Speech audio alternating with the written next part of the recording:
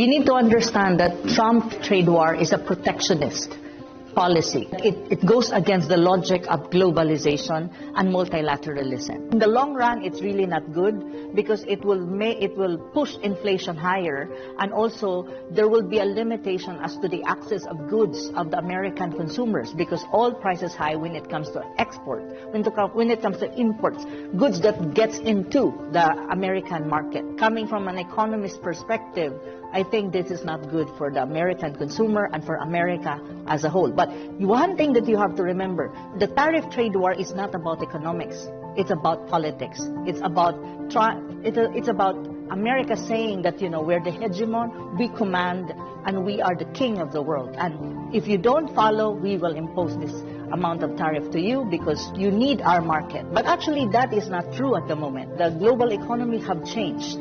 And China is in that kind of shift. China's in the middle. How China and ASEAN countries, which is part of the global South, can possibly reduce the adverse impact of tariff trade war. One is very important: economic integration. Deepen the economic integration between ASEAN and China, even within ASEAN. Meaning also you can reshift exports to the United States within your region and even to China. Second is to avoid the SWIFT. So meaning the negotiation and the way towards de-dollarization has to be pushed forward faster.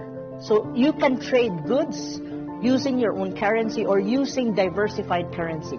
That's a very important way of avoiding the adverse impact of tariff trade war imposed by Trump. Because if you can be independent, you really don't need to depend too much on the American markets. And I think at this point, countries has alternative markets.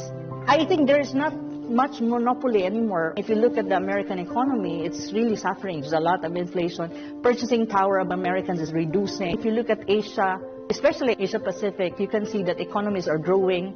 ASEAN countries are a hub of growth, economic growth, and the purchasing power of people in ASEAN and even Asia Pacific is rising or is increasing. When you talk about financing, there's already an alternative. You have the World Bank and you have the IMF controlled by the United States. You have already EIB. Yeah, you have also the BRICS Bank. These banks can be strengthened by the BRICS countries, by China, and by the global South. So in a way, it's not really true that, the tariff trade war will cripple the economies of the global South and China. It's really the American economy that will suffer because of this wrong protectionist policy. I think China is winning this game.